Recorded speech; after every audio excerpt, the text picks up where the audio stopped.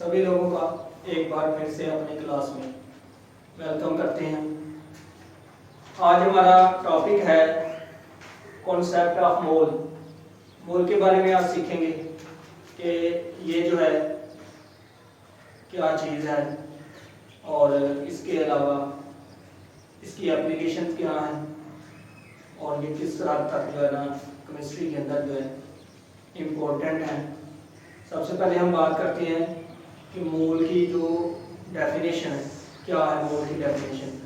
तो मोल जो है बेसिकली जब हम किसी भी एलिमेंट के एटॉमिक मास को आयनिक कंपाउंड के फार्मूला मास को या फार्मूला यूनिट्स को, क्योंकि जो आयनिक कंपाउंड होते हैं ना वो उनका मॉलिक्यूलर मास नहीं होता।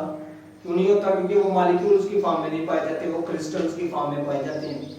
तो इसलिए हम कहते हैं कि जो आयनिक कंपाउंड है उसका फार्मूला यूनिट्स या फार्मूला मास को और मॉलिक्यूलर कंपाउंड के मॉलिक्यूलर मास को आयनिक जो आयंस होता है उसके आयनिक मास को जब ग्राम में ज़ाहिर कर दिया जाता है तो उसको 1 मोल का नाम दिया जाता है। दोबारा से अगर हम बात करें तो मोल क्या है? मोल एक क्वांटिटी है। कौन सी क्वांटिटी है? मोल किसी भी चीज का उस वक्त होता है जब किसी एलिमेंट के एटॉमिक मास को या किसी आयनिक कंपाउंड के फार्मूला मास को या फार्मूला यूनिट्स को या किसी भी मॉलिक्यूलर कंपाउंड्स के मॉलिक्यूलर मास को आयनिक जो आयनिक स्पीशीज है उसके आयनिक मास को ग्राम में ज़ाहिर कर दिया जाए। तो उस वक्त जो क्वांटिटी बनती है, जो टर्म हम यूज करते हैं उसको हम 1 मोल का नाम देते हैं। फॉर एग्जांपल देखें, अगर मैं कह दूं कि मेरे पास है सोडियम है और ये जो एलिमेंट है तो इसका एटॉमिक नंबर होगा, क्योंकि एलिमेंट का एटॉमिक नंबर होता है, इसका एटॉमिक नंबर है 23 ग्राम। तो ये भी क्या है जी? ये भी इसको हम 1 मोल का नाम देंगे। इसी तरह अगर मैं बात करूं क्लोरीन है मेरे पास, ये भी एक एलिमेंट है, तो इसका जो एटॉमिक मास है वो है 35.5 ग्राम। तो ये भी क्या है? ये भी 1 मोल है। इसी तरह अगर मैं सोडियम क्लोराइड की बात करूं तो ये एक आयनिक कंपाउंड है, तो इसका मॉलिक्यूलर मास नहीं होगा, इसका होगा आयनिक जो है फार्मूला मास या आयनिक मास। तो इसको हम बोलेंगे फार्मूला यूनिट्स या फार्मूला मास। तो इसका जो फार्मूला मास होगा वो होगा सोडियम 23, क्लोरीन 35.5, प्लस करेंगे दोनों को, ये आ जाएगा हमारे पास 58.5 ग्राम। तो ये भी क्या होगा? ये भी 1 मोल होगा। इसी तरह अगर हम बात करते हैं, हमारे पास है फॉर एग्जांपल वाटर है, तो वाटर जो है ये एक जो है मॉलिक्यूलर कंपाउंड है, ठीक है ना। मॉलिक्यूल्स की फॉर्म में वाटर के जो मॉलिक्यूल्स हैं वो बहुत ज्यादा मॉलिक्यूल्स आपस में मिलके रहते हैं, इसलिए हम इसका जो फार्मूला जो एटॉमिक मास होगा उसको मॉलिक्यूल्स की फॉर्म में लिखेंगे, यानी कि इसका एटॉमिक मास की बजाय हम इसका मॉलिक्यूलर मास लिखेंगे। तो वाटर के एक मॉलिक्यूल का जो मॉलिक्यूलर मास होगा वो होगा 18 ग्राम। तो ये देखें आप, ये भी 1 मोल है, ठीक है। इसके अलावा अगर हम बात करें सल्फेट की,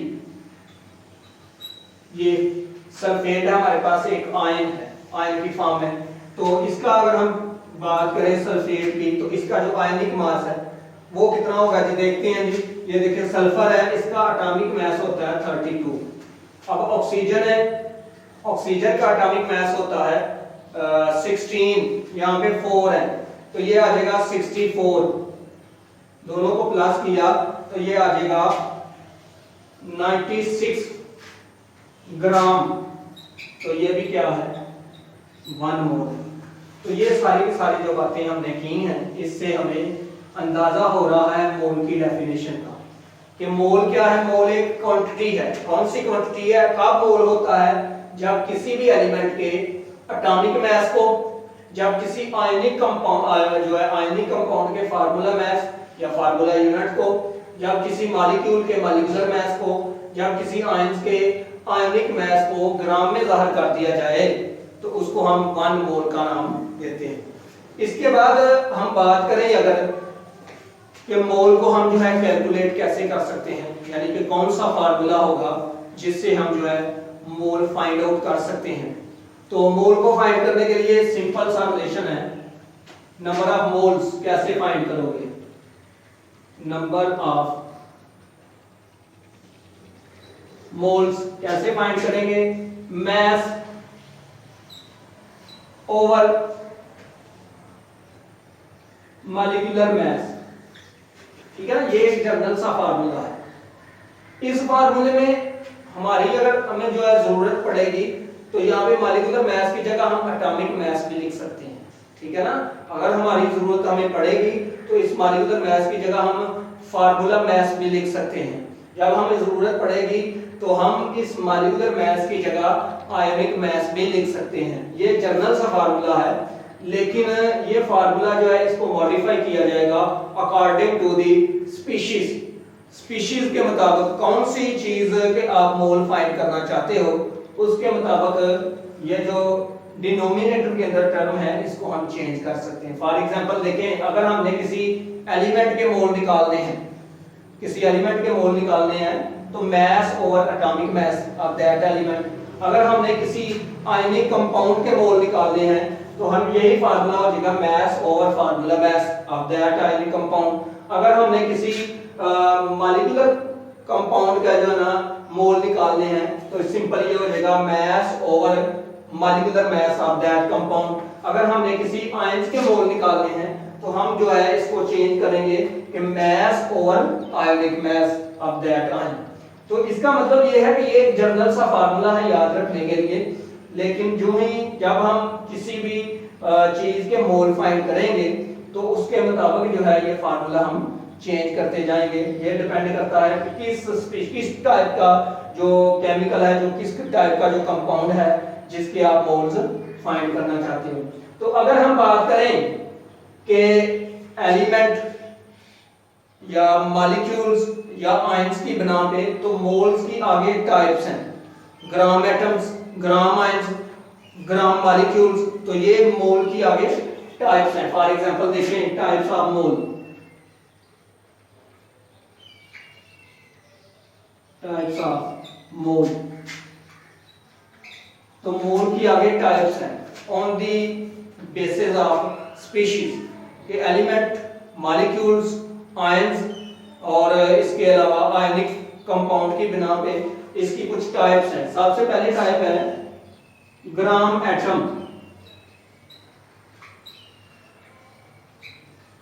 ग्राम एटम क्या है कि जब आप किसी एलिमेंट के एटॉमिक मैस को ग्राम में ज़ाहिर कर दोगे तो उसको ग्राम एटम का नाम दिया जाएगा, ठीक है ना। होगा ये भी मोल ही है, ये भी मोल की ही टाइप, लेकिन अब इसको स्पेसिफिक कर दिया गया है कि जब किसी एलिमेंट के एटॉमिक मैस को ग्राम में ज़ाहिर कर दिया जाएगा तो उसको ग्राम एटम कहेंगे। फॉर एग्जांपल देखें आप, सोडियम है ना, ये वाला, ये एलिमेंट है, इसका जो एटॉमिक मैस है 23 ग्राम है। तो इस मोल को हम एक और भी नाम दे सकते हैं ग्राम एटम का, क्योंकि ये एटॉमिक मैस है, इसके एटॉमिक ये एलिमेंट है, इसके एटॉमिक मैस को हमने ग्राम में ज़ाहिर कर दिया है तो ये हो गया है ग्राम एटम। तो इसी तरह क्लोरीन है, तो ये जो मोल है इसको भी हम ग्राम एटम का नाम दे सकते हैं। तो ग्राम एटम क्या है कि जब किसी एलिमेंट के एटॉमिक मैस को ग्राम में ज़ाहिर कर दिया जाएगा तो उस मोल को हम बोलेंगे ग्राम एटम। और ग्राम एटम का आप फार्मूला कैसे फाइंड जो है ना, ग्राम एटम किसी एलिमेंट के कैसे फाइंड करोगे, तो सिंपल यही फार्मूला आप यूज करेंगे, number of gram atom is equal to mass over atomic mass of element, ठीक है ना। एलिमेंट का एटॉमिक मैस होगा तो ये हो जाएगा ग्राम एटम फाइंड हो जाएंगे, बेसिकली ये मोल ही है। इसके बाद है हमारे पास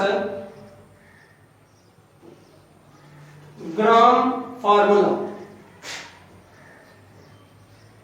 ग्राम फार्मूला ये क्या है जी, ये सिंपल नाम से ही ज़ाहिर हो रहा है। ग्राम फार्मूला क्या है? ग्राम फार्मूला ये है कि जब किसी आयनिक कंपाउंड के जो फार्मूला मास है उसको ग्राम में ज़ाहिर कर दोगे तो मोल की इस टाइप को हम नाम देंगे ग्राम फार्मूला। तो इसको हम 1 ग्राम फार्मूला भी कह सकते हैं, ठीक है ना। ये देखें ना, ये आयनिक कंपाउंड है, इसका ये जो है फार्मूला मास है, इसको ग्राम में ज़ाहिर किया है, ये 1 मोल है। तो इसको अगर स्पेसिफाई कर दिया जाए तो इसको हम ग्राम फार्मूला की फॉर्म में लिख सकते हैं। तो ग्राम फार्मूला का जो मैथमेटिकल फॉर्म होगी, कैसे आप ग्राम फार्मूला फाइंड कर सकते हो? नंबर ऑफ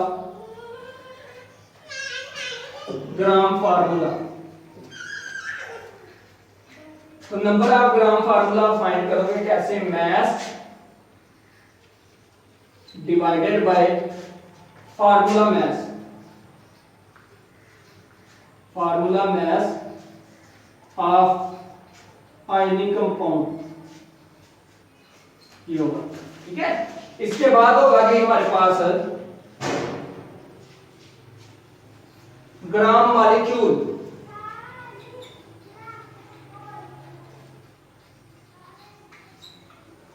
ग्राम मॉलिक्यूल क्या है? जब आप किसी मॉलिक्यूल के मॉलिक्यूलर मास को ग्राम में ज़ाहिर कर दोगे तो उस वक्त जो मोल की टाइप बनती है उसको हम बोलते हैं ग्राम मॉलिक्यूल। तो इसको आप कैसे फाइंड कर सकते हो? नंबर ऑफ ग्राम मॉलिक्यूल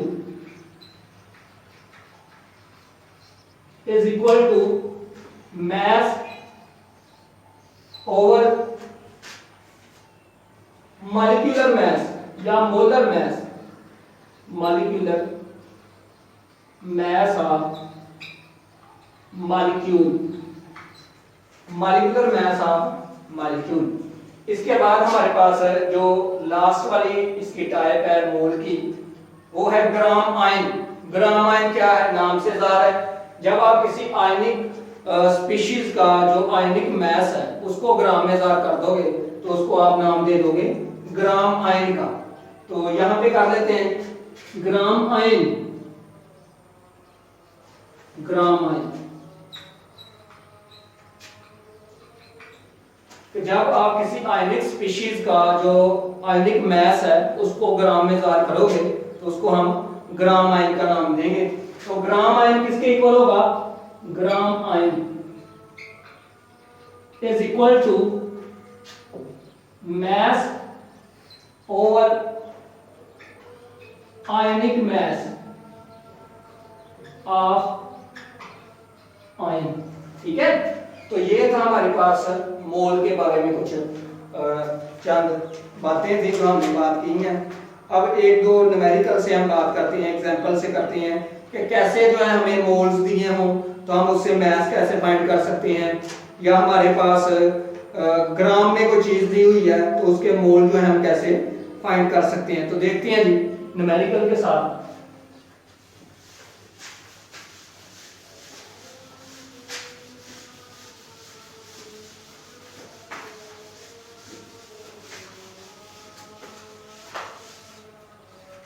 ये हमारे पास है 0.1 ग्राम ऑफ सोडियम। तो इसमें हमने फाइंड करना है calculate gram atoms. Calculate gram atom. Gram atom मतलब मोल। किसके लिए? 0.1 ग्राम सोडियम। ग्राम एटम क्यों है? इसको ग्राम मॉलिक्यूल क्यों नहीं कहा? क्योंकि ये एलिमेंट है, इस वजह से इसके जो मोल होंगे उसको ग्राम एटम्स कहेंगे। तो पहली बात ये है कि हमें 0.1 ग्राम सोडियम दिया हुआ है, इसके हमने ग्राम एटम्स मतलब मोल फाइंड करने हैं। इसके अलावा दूसरे हमारे पास न्यूमेरिकल है 0.1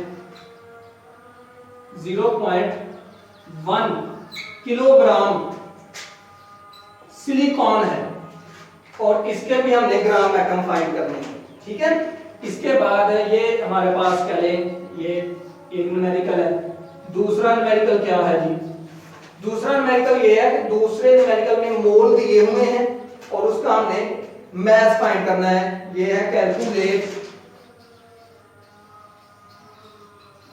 कैलकुलेट mass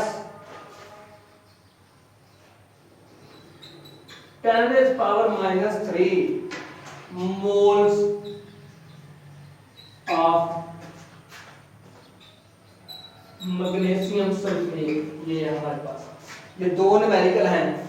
अगर ये पिछले वाला जो अभी हमने बातें की हैं उनको ठीक तरह से समझ लिया जाए तो इनको करने में कोई मुश्किल नहीं है।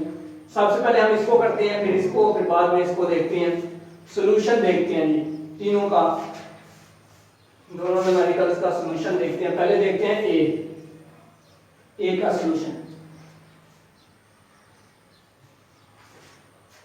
जो ए पोर्शन है उसका सॉल्यूशन देखते हैं। देखिए जी, इसका हमारे पास मैथ दिया हुआ है, ग्राम एटम फाइंड करने हैं। तो हमें पता है कि number of gram atoms, number of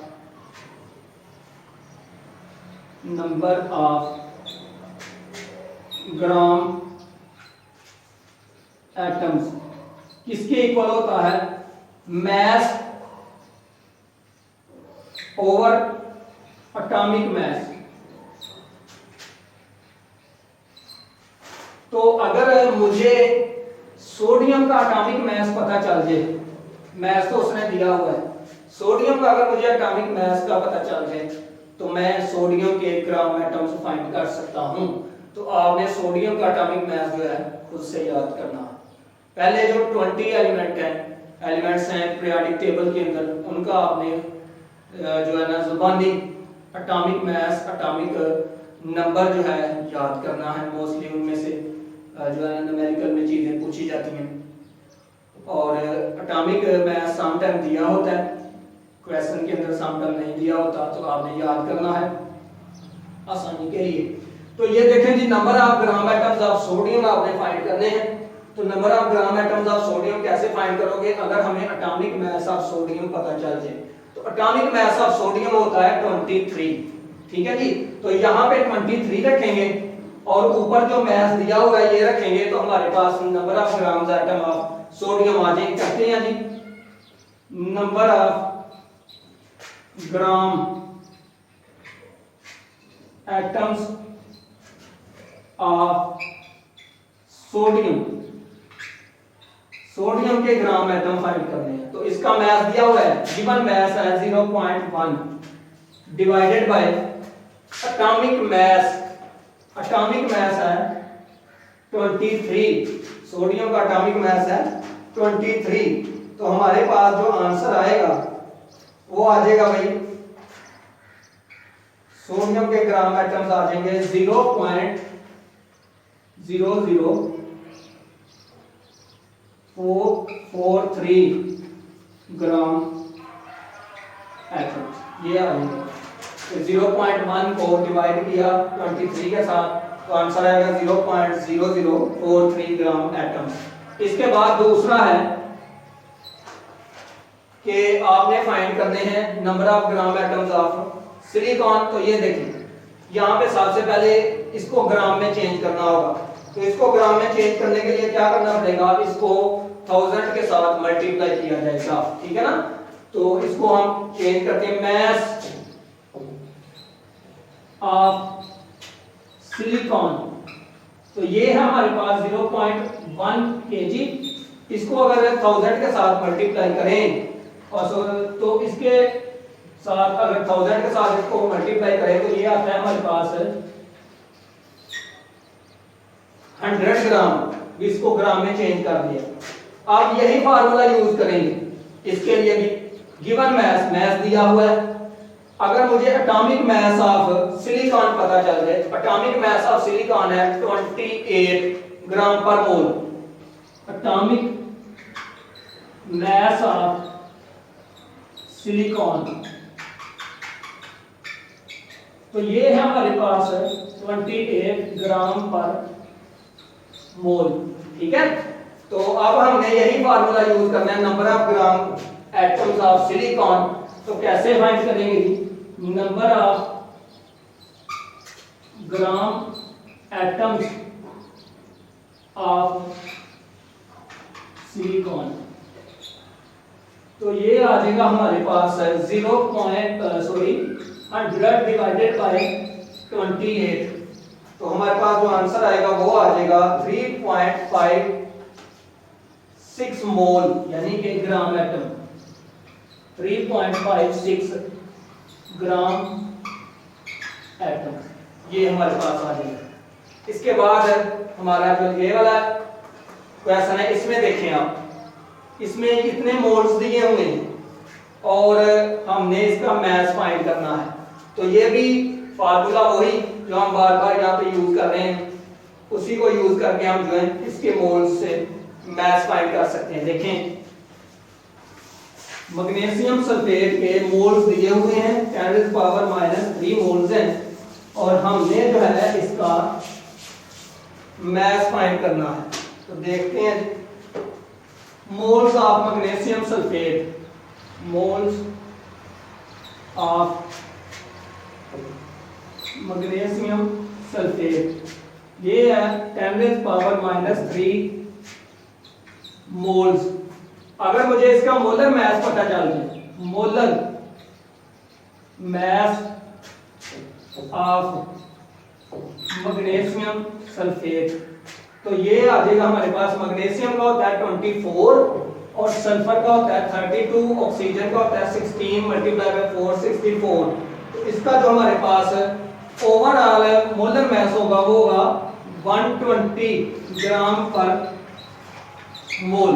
ठीक है, 120 ग्राम पर मोल। अब हम इसके क्या फाइंड करना चाहते हैं, हम इसका मास फाइंड करना चाहते हैं, मास of magnesium sulphate, mass of magnesium sulphate find करना चाहते हैं। तो सॉल्यूशन क्या होगा, सॉल्यूशन वही चीज जो पहले फार्मूला हम यूज कर रहे हैं, moles of magnesium sulphate is equal to mass of magnesium sulphate divided by molar mass of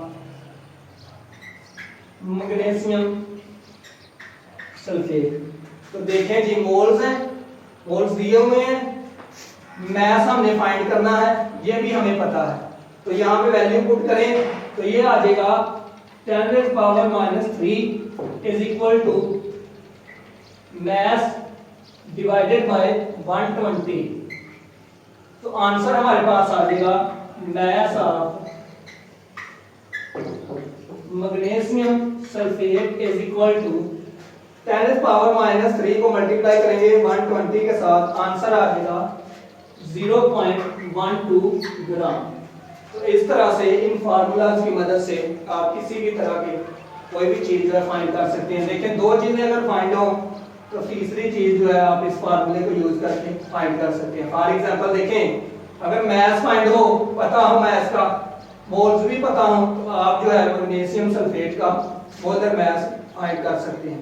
तो आज की क्लास में इतना ही, नेक्स्ट बात करेंगे अगली क्लास में, तब तक के लिए अल्लाह हाफिज़।